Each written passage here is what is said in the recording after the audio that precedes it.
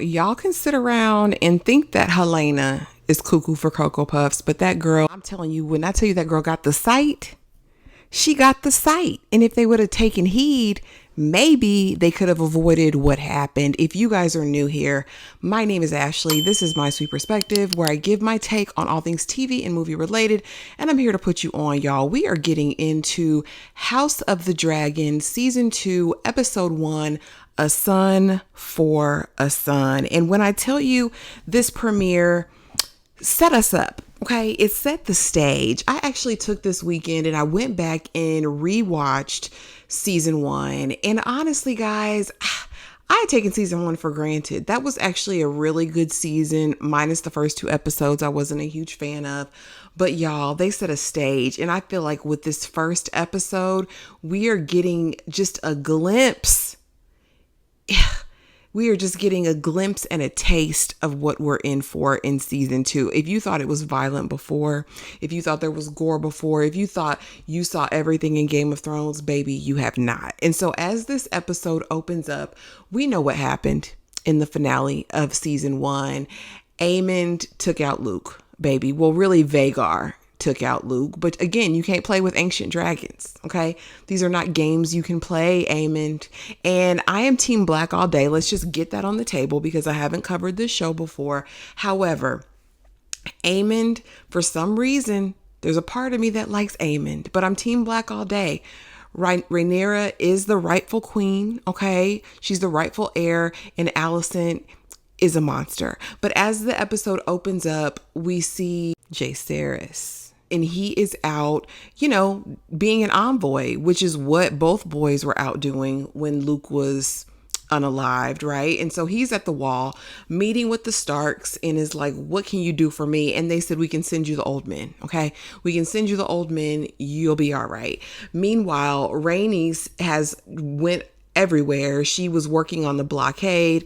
She's putting in her good soldiering, okay? She comes in and Daemon is like, listen, sis, I need you to go with me because you heard what happened to Luke. We need to go. We need to burn it all down.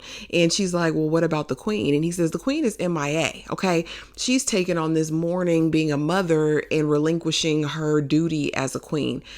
Early prediction, Rhaenyra and Daemon, I do not think are going to make it through this entire season together. Right. They're both going to be vindictive, wanting revenge, but I don't think that their true core purposes are aligned. You know what I'm saying? But we shall see. And so Rhaenys is like, well, one day, maybe when you become the king, I'll listen to you. But for right now, my dragon needs to sleep and I need to sleep too. And so Daemon's kind of pissed off. And then we see Rhaenyra and she is out scouring the countryside, trying to figure out where her baby is, until finally she ends up on the shore of this beach and she sees the people talking about a dragon wing. And of course, this was Luke's dragon. And she goes and she finds her baby's cloak and it's just devastating. And we know that Rhaenyra has come off of some of the biggest losses all in a period of hours, right? She finds out the news about losing her father. Immediately, she, has lost the crown, okay? Her title, being an heir to the throne. And then she's in an active miscarriage, right? And then not hours later, Luke is unalived. It's like, girl, how much more loss can you take? So I knew when we came into this season, it was going to be beast mode. So basically, Rhaenyra gets back and she's like, listen, bump all that, F all that. I don't care about any of your plans, all right?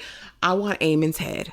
Meanwhile, we go to King's Landing and Alicent is getting her cootenanny ate up by Sir Criston, okay? And I'm like, sir, the one thing I didn't need to see was you between that heifer's legs, all right? I am not an Alicent fan.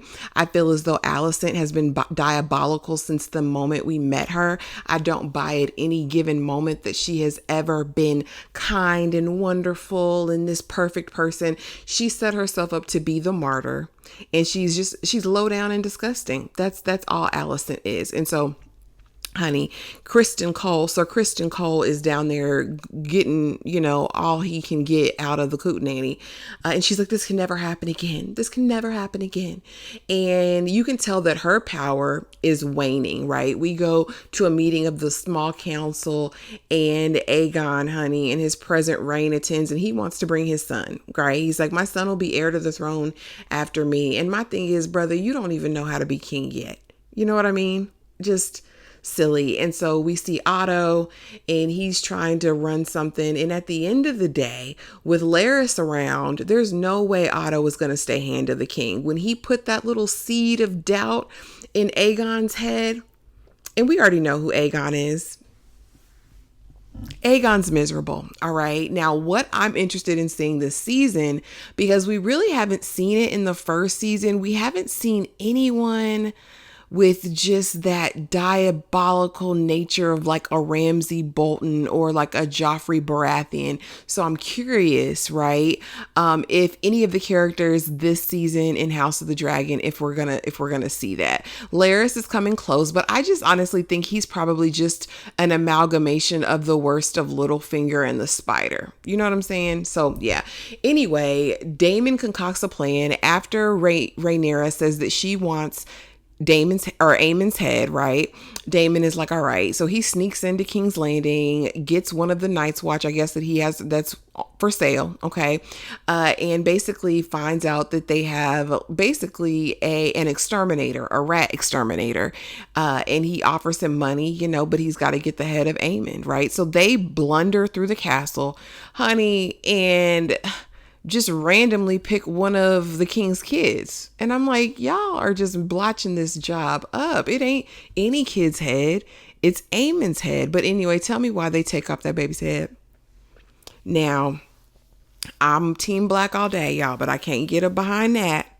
But that wasn't the order. That was these doofuses doing, right? And so, but it was traumatizing. And I just have to throw this in there because Alicent was really getting Bucky naked while all hell's breaking out in her castle. Again, another reason we can't get behind Team Green. Okay? Just sitting that right there, because why are you riding Sir Criston like he is a bull? I don't like it. Also, we got to see White Worm again. We know that this was a consort of Daemon's early in season 1. And we also know that she's the one who gave Aegon to the Hightowers to set him on the throne. And so now he's got her in basically prison, right? Because she committed treason against the rightful heir. But I don't know how long this is going to go. I don't know if Daemon and her are going to get back to screwing again. We'll see what happens. But you guys, finally back, and he's heartbroken about his little brother. And Rhaenyra and he actually have a moment to commiserate and kind of hold each other. And then they have a funeral or service for Luke, which again is heartbreaking. You can see the pain in Rhaenyra's face. And listen, it's up and it's stuck. She's going to get it back in blood one way or the other. But you guys, those are just my quick initial impressions. I will be back tomorrow night, Monday night at 9:05 Eastern Standard Time with the Fifth Wall, aka Horror and Hooch podcast. Kay, you've seen her here before, and we will be doing a deep dive into episode 1, House of the Dragon, A Son for a Son. You guys let me know in the comments below, what did you think of this episode? Did it give you everything you needed in a premiere? Honey, let's talk about it, and I will see y'all in the next video.